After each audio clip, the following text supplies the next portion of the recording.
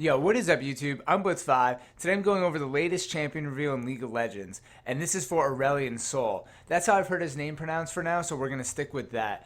So I like doing this for every League of Legends new champion reveal, and then usually when they come out, I'll get them because I have a lot of IP and RP, so I'll be getting Aurelion Sol as soon as he's released on the live game. Right now he's on the PBE, so you can see some reviews of that if you search on YouTube. But I like to give my opinion of the character, at least during the reveal, talk about how I think he's going to be used. And then once he hits the live game, I'll be getting him and I'll be making a full review. And maybe I'll purchase him with RP and get that skin bundle that they normally do usually when they release a champion. They also come out with like one skin and you get that bundle for a cheaper price. So come back to my page. Please give this video a like or check out my other videos. We do League of Legends, Call of Duty, Halo, Hearthstone content, all that stuff. I have it in a playlist, so if you're into a particular game, you can check it out via the playlist. So come back for the full Aurelion Sol review. But for now, we'll go over this gameplay. First and foremost, let's just go over his little description. I always read this. He is the Star Forger. Obviously a celestial being. He's got this like magic, kind of the universe. He looks kind of like a galaxy colors, like being the blue and the purple and the black, kind of mixing into the night sky. So it's a pretty cool champion design. One of the only of its kind in League of Legends so far. There's a lot of characters that relate to the night and the stars and the moon, like Diana, and then like the sun, like Leona. There's a lot of these characters, but this is the first one that seems to be like an actual being from like the universe, kind of almost like a ghostly type character. So Aurelion Sol is mere weeks from his Rift debut, and he's bringing one hell of a big bang along for his grand entrance. He's a medium-range mage who deals devastating sustained area effect damage with his orbiting stars. And when he's got somewhere to be, the Starforger can take the skies, flying over terrain while nurturing his very own fledgling apocalypse. So, Aurelion Sol is one of the most unique characters in League of Legends because his passive is one of the main ways that he does damage. So this is his passive right here. It's called Center of the Universe, and I've muted this so it doesn't play on the video when you guys are listening. So basically, he has these balls, almost like a Diana W. If you're familiar with that, the balls circle Aurelion Sol, but this is at all times, and they do damage. So obviously, the counterplay around Aurelion Sol is staying away from him or getting really close. So like your immediate thoughts are playing someone like Xerath or Talon in the mid lane would counter him because Talon can get up close, get behind him, assassinate him, do a lot of damage. Xerath can stay far away when a lot of the abilities won't be able to hit him. So those are like the two counters. And it seems like this is a new mechanic that League of Legends has been trying to put into the game. They kind of did this with some of the newer champions, and I'm trying to think of. I think it was with Darius. When they redid Darius, they brought in this mechanic where, like, if you're too close to him, well, I mean, Darius has always been that way, where you want to be really close to him or far away because he can pull you in the mid range, do a lot of damage. But one of his abilities does more damage when you're like a certain distance away. So when you get closer to him, he actually does less damage. And this is kind of a complex mechanic because a lot of times, if you're a new player or you're unskilled, if you're in fear that you're gonna die or that you're gonna get attacked, or maybe you're not confident in your play, you're gonna keep running away and getting in that range where these balls will just punish you because you don't want to get too close because you don't think you're gonna be able to win the trade. But when you're a more skilled player, you understand the mechanics. Pantheon might be like, wow, I'm already down to like half health, but he might be able to kill Aurelion Sol if he just gets within those within the passive and then stuns him and then does a lot of damage, tons of damage. LOL, lols. So it's just an interesting mechanic. It's definitely making the game a little bit more complicated, but not on a huge scale. Just something that interests me a lot.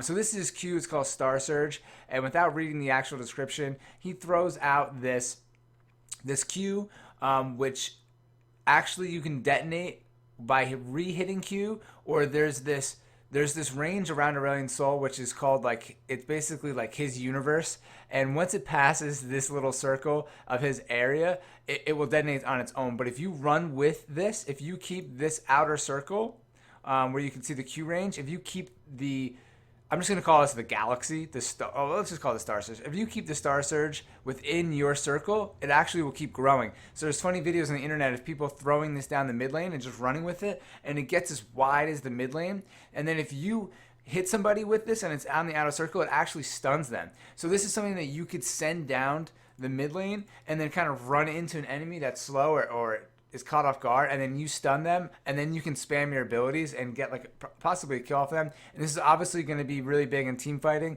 If someone's chasing you down, obviously you could stun them by throwing it behind you, kind of not moving and letting it hit the outer circle.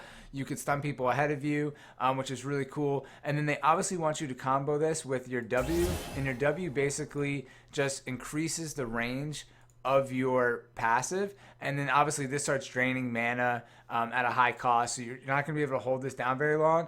But obviously there's just so many different things you could do with this. You could get the stun off at a different range with the Q, like I was talking about before. This is obviously going to be nice in lane when someone's farther away, and then once Diana gets a little bit closer, you change the passive. I mean, you take W off, and then obviously the balls surrounding you are closer, and you can do a little bit more damage. So this is obviously his ranged attack. Excuse me. It's still very interesting, though, because it's doing damage around him, and the actual distance in front of him isn't that much greater. You know, it's only about, like, 4 or 5 Teemo lengths, maybe 6 Teemos, if even, in front of him. So it's still a very short-ranged ability, but this is definitely the most unique thing of its kind, that it's doing this kind of damage in a circular pattern. It would be really interesting to see Aurelion Sol, who's obviously being slated as a mage. I've seen some people saying that could be a jungler. It would be really interesting seeing Aurelion Sol being like a tanky AP bruiser, and then getting like a Zonius and just getting in the middle of a fight and having this passive kind of just go around in a circle and do as much damage as possible. It'd be really interesting to see that. So then we have E, which is one of another unique abilities of Aurelion Sol that we haven't seen before. This champion overall has a lot of new abilities, which is really exciting.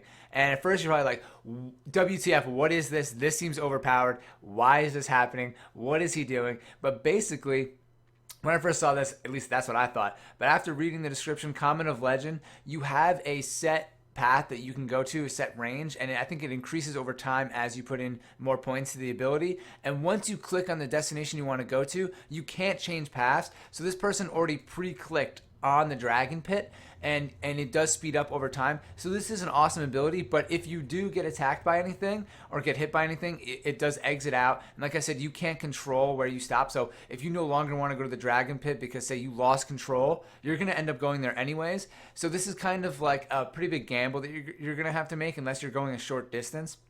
Or unless you're just going to red, right? Then it's a really safe gamble because you know, like, you're in your own jungle. If it's warded or it's early in the game, no one's going to be there.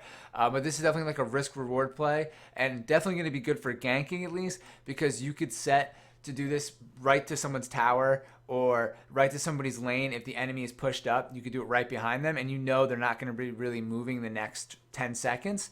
But stuff like this is going to be really unique and awesome. And like I said again, it's going to be really contingent on what the enemy champions are, because if they're ranged or have different kinds of abilities, you'll be able to shoot Aurelion Sol or stop this kind of ability, which is interesting. But I definitely am excited to use this in the game, especially as a jungle. It should bring some interesting dynamics. Hopefully it's not too overpowered ganking in lane. We'll have to see what Aurelion Sol's health looks like. Then 2 is ult, and this is the most like average ability that Aurelion Sol has that we've seen before. It's just a point and click attack that it's straight ahead, and it actually pushes the enemies back a little bit. It's just like a magic ability, like AoE magic ability, I want to say, called the Voice of Light. What's good about this is it marks the opponents, and I think it slightly stuns them, or I'm not really, it's hard to say if it actually stuns them. Nearby enemies caught in the blast are knocked back to Aurelion Sol's outer ring. So it just slows them for a second. But if you do, but what the point of this ult is that it knocks it out to the outer ring so that you could activate your other's abilities and stun them by using the Q. Remember, the Q shoots out this Star Surge, we want to say. And once the Star Surge gets to the outer ring, that's when it stuns. So what you would do is you would ult, and then they're immediately at your outer ring, outer whatever you want to call. Then you Star Surge, and it stuns them. So not only do you get the slow, but then you get the stun. So the combo is going to be you run up to them, maybe hit them with your W. You know, you're Wing them. It increases your range on your passive. You're doing some damage. Or you just start the fight by going in, ulting, pushing them back, then they're going to get slowed. Then you activate your Star Surge, they get stunned, and then you're just putting down your passive damage, and then maybe you're getting ready to kite back, and then you activate your W, increases the range, and you kind of get ready to kite back because then they're going to lose their stun ability and probably come after you and want to kill you because of your annoying abilities. So that's that. This is his ultimate. Voice of Light, we'll have to see how much damage it does. Right here, we'll see they look like they're around, I can't really see, is that level 18 or 10? It's really small, so I can't really see, but it does a decent amount of damage, especially because it's an AoE attack, which is nice. But it looks like, the auto attack of Aurelion Soul is a ranged auto attack, so he's not super ranged, definitely like a mid-range mage, so it should be really interesting. They had to do it like that to make him somewhat balanced, but definitely an awesome looking character, kind of like a dragon, like a ghostly figure. A lot of these like purple, universe style, galaxy, galactic style colors, if you want to say. It would be really interesting to see what his other skin is. And they just said here in the laning what basically I was talking about the range, how that's going to be his weakness and also his strengths. And then just the obvious stuff here about skirmishing, things that I kind of already went over. The biggest thing is, where will he be played most? Mid or jungle? Probably a little bit of both, depending on his health. And then we just have a little bit of synergy, which is based off basically what I was saying before. So we'll do struggles against first. So Grace, he can dash in and out. He has, a lot of damage quick. Same thing with the Kali, can move pretty quickly and then also kind of disappear. So basically any assassin that can get up close really fast is a weakness. To basically any mage like this, but especially Aurelion Soul. And then Nidalee is the same way, because Nidalee can get far away, throw a spear, and then hop in and do a lot of damage up close in cat form, tiger form, whatever, jaguar form, whatever they call that. And then synergy would be Braum, Sivir, and Tahm Kench, and a lot of these are Braum and Tahm Kench with like the slowing passive of auto-attacking somebody and then keeping them in one place, kind of like stunning them.